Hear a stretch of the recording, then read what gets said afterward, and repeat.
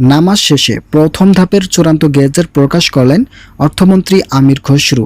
শতভাগ পেনশন ও 100% বেসিক বৃদ্ধি হলো। বিস্তারিত আলোচনা করার শুরুতে চ্যানেলটি সাবস্ক্রাইব করে ভিডিওটি কন্টিনিউ করুন। আজ নামাজ শেষে অর্থমন্ত্রী আমির খসরু ও প্রধানমন্ত্রী তারেক রহমান গুরুত্বপূর্ণ দুইটি সিদ্ধান্তের কথা বলেন। নামাজ পরবর্তী সময়ে তারেক রহমান বলেন, বাংলাদেশের অর্থনৈতিক অবস্থা নির্ণয় করে আমাদের সকল সিদ্ধান্ত নেওয়া হয়েছে। এই সিদ্ধান্তগুলো এমনভাবে গঠন করা হয়েছে যাতে কর্মচারী বান্ধব কার্যক্রম সৃষ্টি করা যায়। বিশেষ করে যারা 11 থেকে 20তম গ্রেডের কর্মচারী আছেন তাদের জন্য নতুন একটি পদক্ষেপের কথা স্পষ্টভাবে উল্লেখ করেন তারেক রহমান। এছাড়াও আজকে সচিবদের সঙ্গে প্রধানমন্ত্রী একটি মত বিনিময় হয়, যেখানে কমিশন সূত্রে বিভিন্ন বিষয়াদি নিয়ে ইতিবাচক ধারা ব্যক্ত করেন তারেক রহমান। নাম অপ্রকাশিত রাখা শর্তে একজন ঊর্ধ্বতন কর্মকর্তা বলেন, কর্মচারীদের সিদ্ধান্তকে প্রাধান্য দিয়ে প্রধানমন্ত্রী বাড়ি ভাড়া, চিকিৎসা ভাতা, যাতায়াত ভাতা এবং অন্যান্য সুযোগ সুবিধা সংযোজন করেছে। তবে এই ভাতাগুলো আজ জনসম্মুখে আনার অন্যতম কারণ হচ্ছে কর্মচারীদের উদ্বিগ্নতা। কেননা কর্মচারীরা যে হারে বেতন বৃদ্ধি নিয়ে তৎপরতা চালিয়ে যাচ্ছেন, যা 2015 সালের বেতন স্কেলে লক্ষ্য করা যায়নি। ফলস্বরূপ সকল সমস্যার সমাধান ঘটিয়ে অবশেষে আজ এই চূড়ান্ত গেজেট প্রকাশের নতুন রূপরেখা তৈরি করেছে তারেক রহমান। অর্থমন্ত্রী বলেন, বাংলাদেশের সরকারি চাকরিজীবীদের দাবি বাস্তবায়ন করতে যতটুকু আর্থিক বরাদ্দের প্রয়োজন তা অবশ্যই আইএমএফ এর কাছ থেকে সংগ্রহ করা হয়েছে। আইএমএফ কর্তৃপক্ষ এই সিদ্ধান্তগুলো পর্যবেক্ষণ করে তারা চূড়ান্ত সিদ্ধান্ত গ্রহণ করেছে বলে গেজেট প্রকাশের অনুমোদন দেন। যারা এখন পর্যন্ত আমাদের এই চ্যানেলের নতুন সদস্য আছেন তারা পরবর্তী আপডেট পেতে চ্যানেলটি সাবস্ক্রাইব করুন। আজ পবিত্র জুমার নামাজ শেষে দেশের আপামর সরকারি চাকরিজীবী ও পেনশনভোগীদের জন্য এক ঐতিহাসিক ঘোষণা এসেছে। অর্থমন্ত্রী আমির খসরু আনুষ্ঠানিকভাবে প্রথম ধাপের চূড়ান্ত গেজেট প্রকাশের কথা ঘোষণা করেন। এই গেজেটের মাধ্যমে সরকারি কর্মচারীদের দীর্ঘদিনের প্রতীক্ষিত দাবিগুলোর একটি বড় অংশ পূরণ করা হলো, যা দেশের প্রশাসনিক কাঠামো ও সরকারি সেবার মান বৃদ্ধিতে এক নতুন গতির সঞ্চার করবে। অর্থমন্ত্রীর এই ঘোষণার সাথে সাথে সরকারি দপ্তরগুলোতে এক উৎসবমুখর পরিবেশ সৃষ্টি হয়েছে।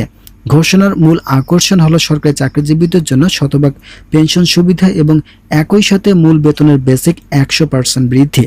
দীর্ঘদিন ধরে সরকারি কর্মচারীরা মূল্যস্ফীতির সাথে সামঞ্জস্য রেখে বেতন কাঠামো পুনর্বিন্যাসের দাবি জানিয়ে আসছিলেন। বর্তমান সরকারের সেই দাবির যৌক্তিকতা বিবেচনা করে বেতন কাঠামোতে এই আমূল পরিবর্তনের সিদ্ধান্ত নিয়েছে। এই সিদ্ধান্তের ফলে সরকারি কর্মচারীদের জীবনযাত্রার মান উল্লেখযোগ্যভাবে উন্নত হবে বলে আশা করা যাচ্ছে।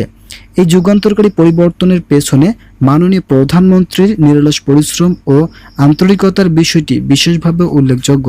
অর্থমন্ত্রীর এই বক্তব্য স্পষ্ট করেছে যে সরকারি কর্মচারীদের বেতন বৃদ্ধির ক্ষেত্রে প্রধানমন্ত্রীর প্রতিটি খুঁটিনাটি বিষয় নিজে তদারকি করছেন। তার প্রত্যক্ষ দিক নির্দেশনা ও সদিচ্ছার কারণে এই বিশাল আর্থিক প্রণোদনা প্রদান করা সম্ভব হয়েছে। প্রধানমন্ত্রীর এই ইতিবাচক উদ্যোগ সরকারি কর্মকর্তাদের কর্মস্পৃহা বহুগুণ বাড়িয়ে দেবে বলে মনে করা হচ্ছে।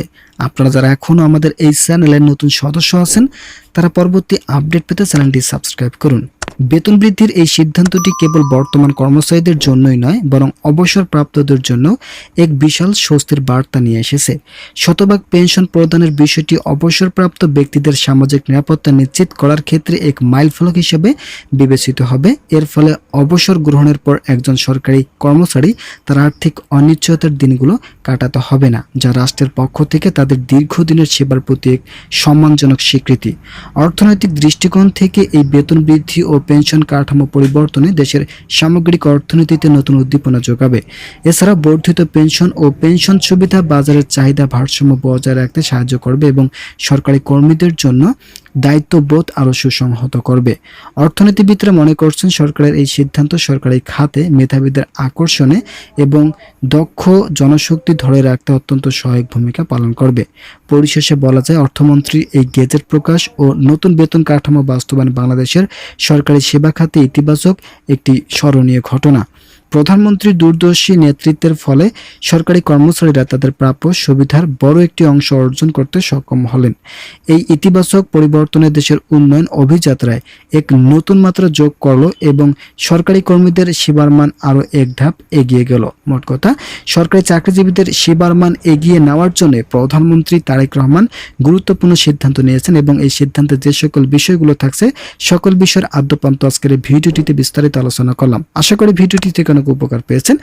যদি উপকার পেয়ে থাকেন তাহলে অবশ্যই চ্যানেলটি সাবস্ক্রাইব করে আমাদের সঙ্গে থাকুন।